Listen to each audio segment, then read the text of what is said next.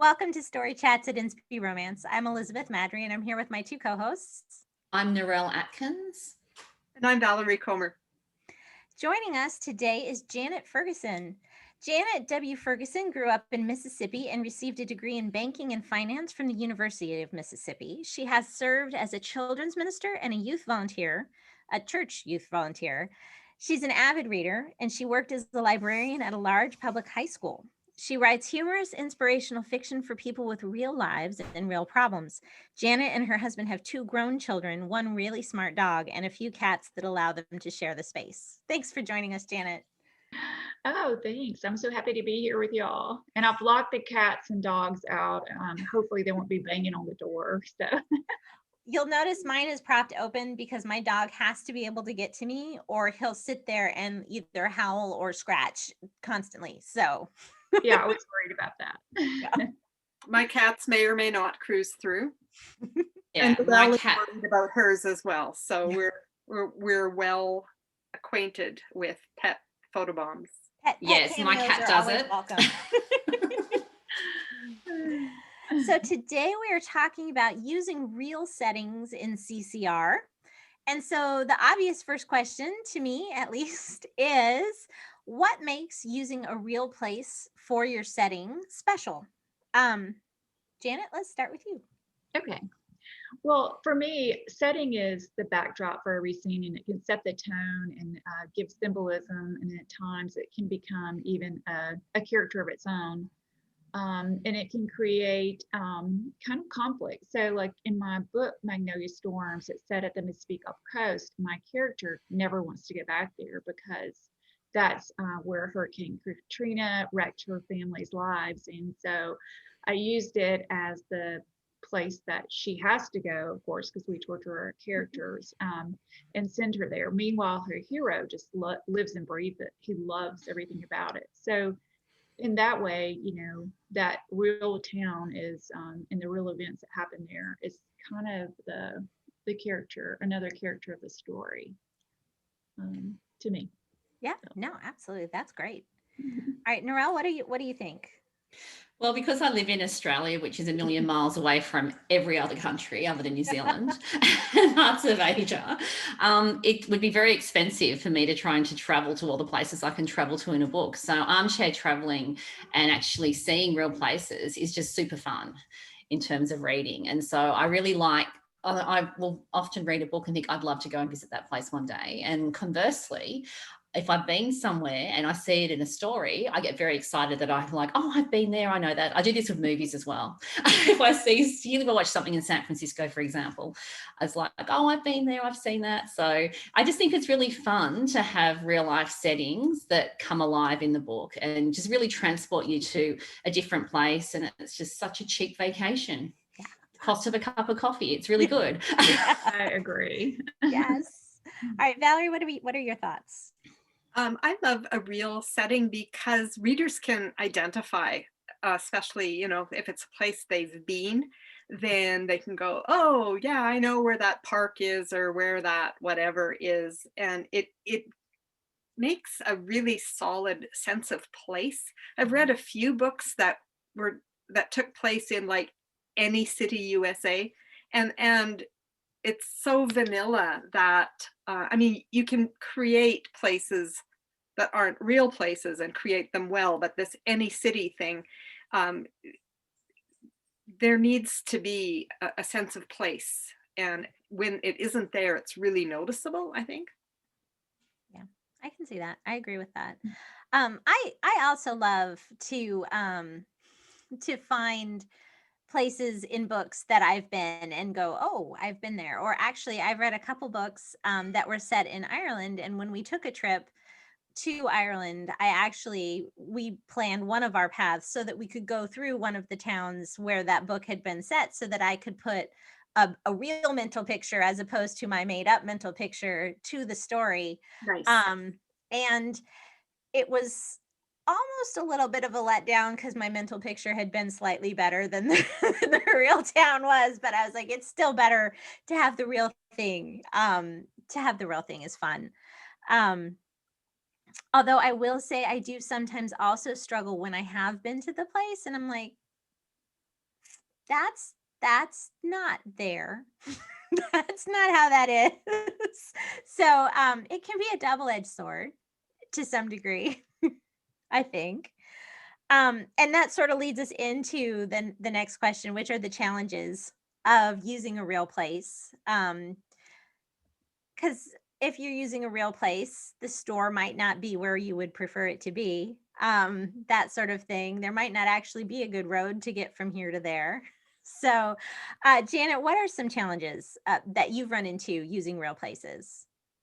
Well, you want to get the culture right, and you don't want to portray the place in any kind of a bad light if you're going to use a real place. My Oxford stories, the people that are from Oxford, Mississippi, love them being there because it's obvious that I've been there and spent a lot of time there. So when I did stories set in St. Simon's, I'd only been there once, and I had to do a lot of local interviews and local beta reads to kind of see if I've gotten it right, and do some hours of Google Earth traveling, like walking down the streets on Google Earth, and just to figure out where the stores are, and like you said, it has to be at the right place, and how long does it take to get to a doctor's office, and things like that you just you need to get right. So that makes it a little bit difficult. Absolutely. Narelle? I think probably the challenge for me, and the real place that I've used is obviously Sydney, Australia, is the city keeps changing. So the main street, George Street, you can no longer drive up and down that as a two-way street. It's blocked off with a tram. And there's streets that used to be one way that are now a tram. And then you've got streets that are switched, and buildings that go up and landmarks that change. So when I was, particularly if I think of Haymarket, which is near Chinatown, that part of Sydney towards Darling Harbour, there used to be a place called the Sydney Entertainment Centre, which was a major landmark. And then they pulled it down. And so my whole perception of that part of the world is I'm totally confused. When I'm at Hay Street, I've got no idea. It's like there's Dixon Street, there's Chinatown, okay, but it still just feels different because that landmark that I grew up with was probably built when I was a child, is no longer there, and it's a different building. And readers will look at that and go, that's not where that is, or that street doesn't go through, yes. or she doesn't know the place. Yeah. And I mean, I've decided to re-release my Sydney books first, and I'll be doing that in later 2021. And one of the reasons I'm in a bit of a rush is they're talking about replacing the Manly ferries. And I've got Manly ferries, I think, in nearly every book that I've got written in Sydney. And I want to keep these old ferries. I've got to get these books out before they change. Otherwise, it's technically not contemporary as well. So it's... That's true. It's tricky. It's really tricky in terms of cities that are evolving and changing. And I think I've also got some walking around Darling Harbour. I need to double check that makes sense because they've done so many changes around there. And if you really do that particular scene and you actually try to walk it, I don't think you can anymore. So there's some challenges and things that I'm going to be fixing up and looking at this year to contemporize books that were published in 2014 and 2015 and then written 2013, 2014, which is now 8 years ago. That's crazy. I had never really thought about that aspect. That's crazy. Yes. Yeah. It is. Yeah. Yes. All right, Valerie, what about you? I have read a couple of books, and I'm not going to name names, partly because I can't remember who it was, but I wouldn't anyway, where that this person is intimately acquainted with that setting, and it reads kind of like a travelogue. And then they turned right out of their hotel and went to this cafe, and across the street was this, and down the way was that, and you're like, tell me the story.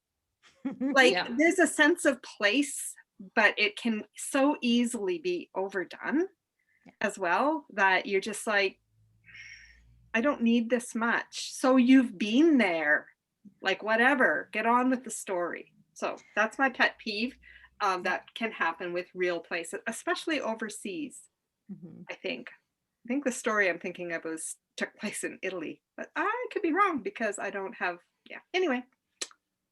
I think you probably could run into that in a made up setting if you're trying to unobtrusively, real? make it seem real and make sure readers knew where everything was, and you just did it badly. So it could happen either way, but yeah, that would be hard. I do think getting the culture right is such a big thing. I read a book last month where the heroine, it took place somewhere else, but the heroine was from Arlington, Virginia, which is very near. I mean, it's all part of this area where I live in the Metro DC area. And so I'm like, oh, I mean, my husband works in Arlington. I used to work in Arlington. You go to Arlington all the time because it's right there. And the heroine didn't drive. And I'm like, well, then she doesn't live in Arlington, Virginia, because you can't not have a car around here. You just can't. Sure, there's the metro. Its schedule is really inconvenient, and there are some buses, but this lady was like super well off, and the buses are not for the super well off. That's not who rides the buses. We don't have public transportation that is convenient and good to use like in New York City. So I'm like, that just totally, like, it got mentioned on like page 3 of the book, and I was like, do I keep reading? I don't know. I did. It was a really good story. I enjoyed it a lot, but I'm just like, on Google Maps, it looks like it should be possible. Super not possible to not drive around here. You have to drive. You have to drive. So Yeah, that would throw me out. yeah. So, know your culture, for sure. All right. So I think we've probably all written in a real place. Have you run into something funny or memorable when doing that with research that a reader would enjoy hearing about? And if you do, do you put it in the note in the back of the book, or how do you tell people about these funny things that you found, Janet? Well, I included when we're in Ireland, that's where Star Rising is set. And so it really follows my trip through Ireland that we had gone on the summer before I wrote it. And while I was there, I fell. And so I thought, okay, my character has to fall. I mean, but it was kind of comical when I fell. It was just nothing exciting other than my heel got tucked into it like a crack in the old sidewalk. And I was trying to get it out. And at the same time, I'm looking back and I'm falling. And so somehow I managed to scratch my knee up and hit the back of my head. So I don't know how that's possible, but so I used a fall that happened there, but I of course embellished it to make it, a little different. But yeah, it's fun to put stuff in that happens and just, kind of twist it to make it a lot more, interesting than it actually was. So, Cool. and of course the whole trip was memorable. So, I mean, I just enjoyed walking through, the settings as I wrote and remembering all the fun stuff about it. So that's nice.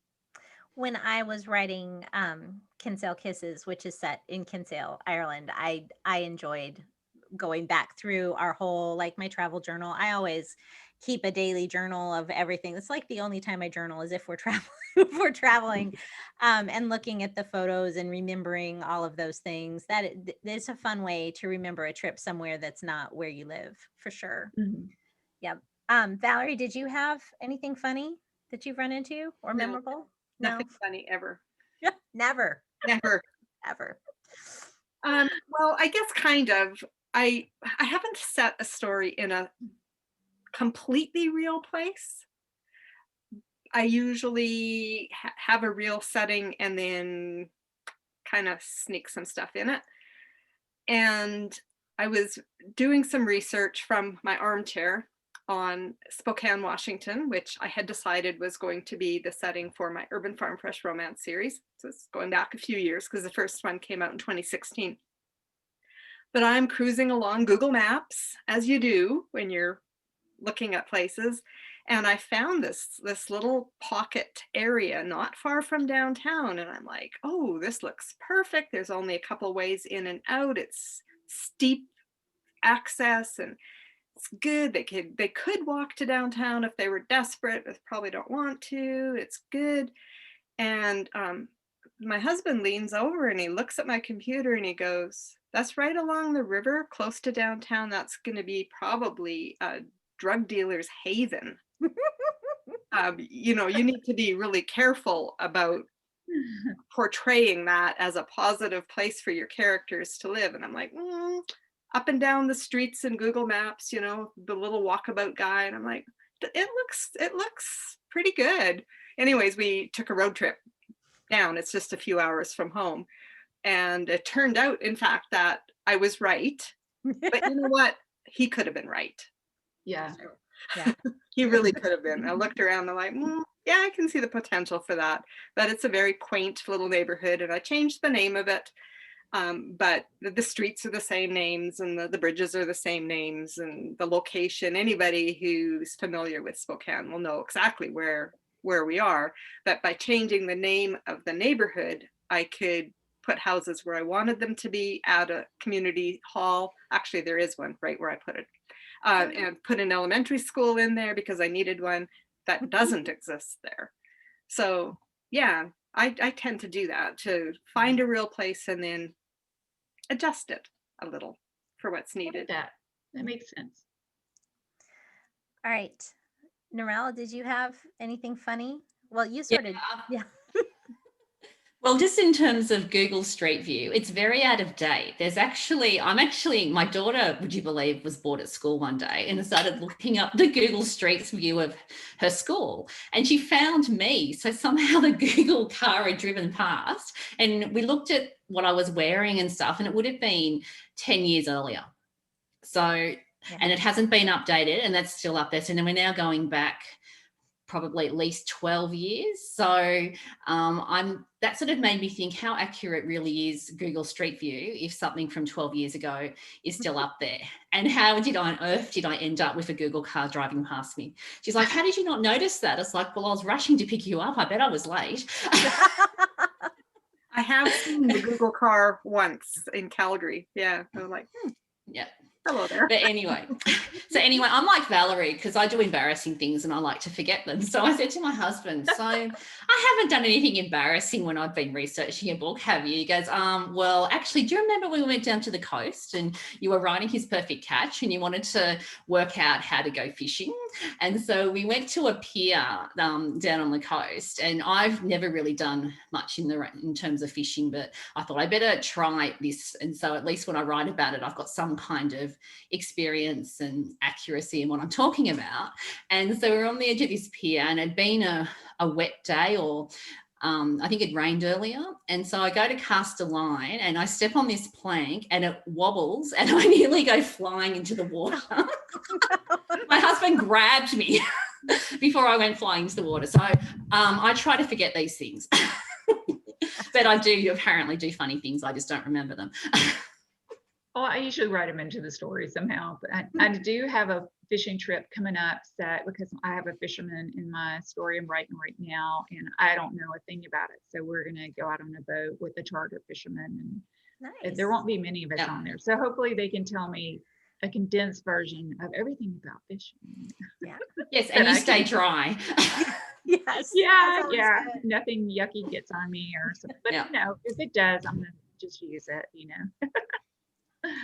So Valerie touched on what I tend to do, which is to take someplace real and tweak it to my own devices, which I guess maybe means it doesn't actually qualify as being in a real place. I have a lot of books set in the Washington, D.C. area, and most of it's real, but sometimes I'll stick other things in there. And then I also tend to not spend chapters detailing how long my characters sit in traffic, because nobody wants to read that and I don't want to write it.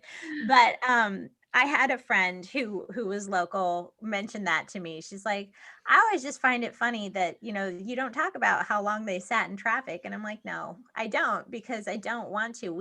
Everyone pretty much in this area who watches NCIS laughs about how Gibbs and his team can get like even to Quantico from the Navy Yard in like 20 minutes. It's like they barely got out of the Navy Yard in 20 minutes. They might have made it to the highway. Probably not. From DC to Quantico, depending on the time of day, that's a solid hour, maybe 2, depending. So it's just like, but who wants to read that or watch it on TV, right? I mean, nobody does. So I tweak those things out. When we wrote the Arcadia Valley romance series, it was a multi-author series. We picked a real town in Idaho and we tweaked it to our own devices and renamed it. And so I like to do that. Do you feel like that qualifies as being a real place, Janet? Maybe, sort of. I mean, it kind of is. I know Lorraine Beatty, she made up a town in Mississippi, but it's actually based on a real town, basically the way it's set up. Okay. And, so, I mean, it kind of counts. She just wanted to make her own neighborhoods and stuff like you talked about, So, I mean, yeah, or you could put that, maybe in your notes, like you said, that, you visited there, but you also made it your own imaginary place. So, yeah. What you do get with that is a sense of place, though. Yeah. It's you understand, or in theory, you understand like the type of terrain it is, what kind of business, if it's a small town, what kind of businesses are there, what the, whether it's agricultural or whether it's in mining or whether there's something else going on. I'm from the West, so those are the types of things that are most likely.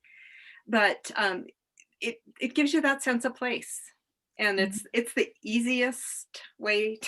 It's the easiest way to do it. Which easy isn't always the best, but on the other hand, harder isn't always the best either. Right. Just for the sake of harder. Yeah. Yeah. And I think there's some really obvious things you can get wrong. Like many years ago, there was a book that became very famous in Australian writing circles because someone had put in a historical romance, I think it was, crocodiles in Sydney Harbour. Now, everybody in Australia knows that you'll never find a crocodile in Sydney Harbour unless it escaped from Taronga Park Zoo. So it's the wrong climate. Like it's like 1,000 miles too far south for crocodiles. So I think as long as that's the kind of thing that will make local readers cranky, if it's something that should have been an easy Google search, and you get that wrong. But I think most readers are forgiving of smaller things. All right, so let's spend some time talking about CCR that we've read set in actual places. See if we can get some good book recommendations out of this. Shall we start with Valerie? Sure, we can do that. I enjoy Angela Ruth Strong's series set in the Pacific Northwest, and Finding Love in Eureka, California is one of those. And I don't know whether street by street it's completely accurate, but I have been in Eureka, California a couple of times, and her characters do hang out along the coast in places I have seen, and they do go into the redwoods in places I have seen. And so the sense of place is very strong. Now, she is a flight attendant, and in this particular story, her heroine works at the airport. She's not a flight attendant, but she works at the airport. So I could see Angela's hand in that as well. And I'm like, could that really happen? And then I'm thinking, if she put it in there, I'm pretty sure it could. Yeah. She wouldn't make my rookie mistake on that. Yeah. So that is one.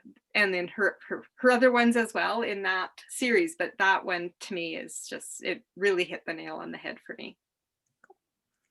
Narelle? Well, I had a lot of trouble trying to hone this down to a decent number. I did also have an Angela Ruth Strong book, which was, I think, the one that's set in Seaside, Oregon. Mm-hmm. And I enjoy reading that because I've actually been to Seaside. I think I was there for an hour, but it still counts. doing a drive on the Oregon coast. So I really enjoyed that because I could see it can put me back into that place. And so that's really fun. But I think Janet's book Star Rising was just such a lovely trip to Ireland. And also Elizabeth, your book Kinsale Kisses. I just really love going to Ireland as a setting, and those particular books, I think, particularly when you're like a tourist with the tourist main characters, is just really fun. And they're the type of stories that I'll always be drawn to and attracted to reading. So Ireland's always a winner for me. But I've mentioned 2 books, so I need to stop. All right, Janet. Oh, sorry. I thought about Heidi. I always forget how she does her name, her writing name. I think it's McCahan. Anyway, and so she writes some at Seabrook, Washington. I think though it's a beach setting. I haven't been to Washington State, and I really would like to go there. And I know because I critique with Heidi that she has family there and she goes there often, so I feel like she has it just set up, and I picture it in my mind, and I want to know if it's like, I would like to go there. It makes me want to go. She has quite a few set in Alaska as well. Yes, I talked to her about her Alaska ones, and she grew up early, part of her life in Alaska, but she does change the name of the town, even though it's based on a real town, because like y'all have talked about, things change, and she doesn't want the locals to, give too much. The smaller the town, the harder it is to name names. Yeah. Because everybody knows whether it just doesn't work in a small town. You can't make it completely accurate, in my opinion. Right. I would yeah, agree. that makes sense. So. All right, so I chose, and it's funny, there's a lot of crossover with some of the international books that we talked about in that episode. I chose Close to You by Kara Isaac. I love that. Just touring the Lord of the Rings filming site at the beginning of the book, because that is on my list. I want to do that desperately someday, so much.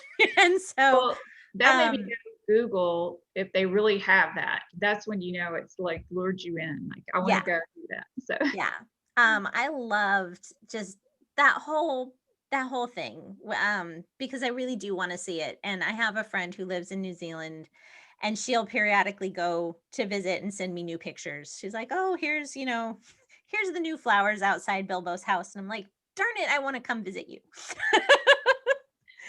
So I'll go with you. Yeah. Take me. Field trip. Yeah. And it's only 2 hours to fly to New Zealand for me, so it's perfect. Rub it in, Narelle. So, all right. We've got time to go around one more time, I think. You got another one, Valerie? I sure do.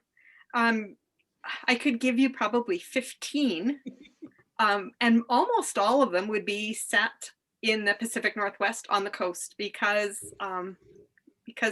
it's been too long since I've been to the ocean, probably.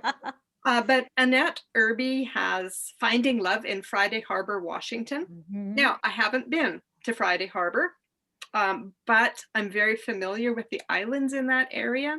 And the hero of that book operates whale watching tours, which are one of my very favorite things to do off of Vancouver Island, which is right nearby. And so I have been on a tour just 2-3 years ago now, where from Victoria, BC, we took boats down Puget Sound a long ways, well past the international boundary, to see orcas.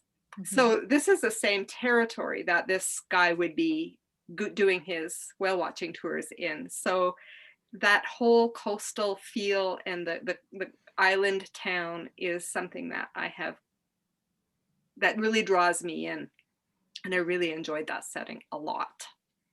Yep, that sounds marvelous. Seeing whales and all that would be beautiful. It's a great series. I second the recommendation for that whole series. It's fantastic. I wish she wrote like way more. Yeah, faster. Much faster. Narelle, what about you? Oh, it's so hard. So I'm going to talk about Courtney Walsh's book set in Nantucket, which we've talked about on the podcast before. So Is It Any Wonder? It's her most recent release, and then If for Any Reason, and she also has a Christmas book there.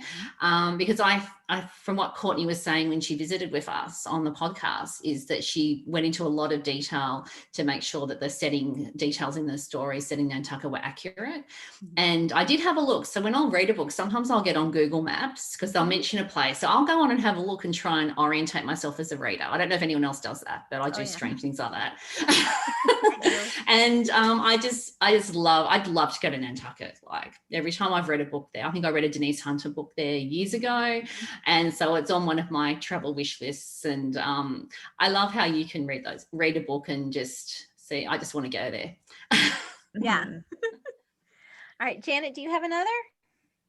Well, Sarah Monzon has written some out in Southern California. I think she calls them SoCal Sewing Sisters or something. And she based those on, she lives out there now because her husband is in the Navy, I guess. And so they moved there. And it's been, so many years since I've been to Southern California. It's fun to read that. I mean, kind of revisit some of that. And so it's fun to go to places, that you've never been. Like I said, I haven't been to Washington, but it's also kind of fun to revisit places that you've been, but it's been a really long time. And and definitely, all the Kara Isaac stuff in New Zealand, and even she has the one in England. Those were fun too. So yeah.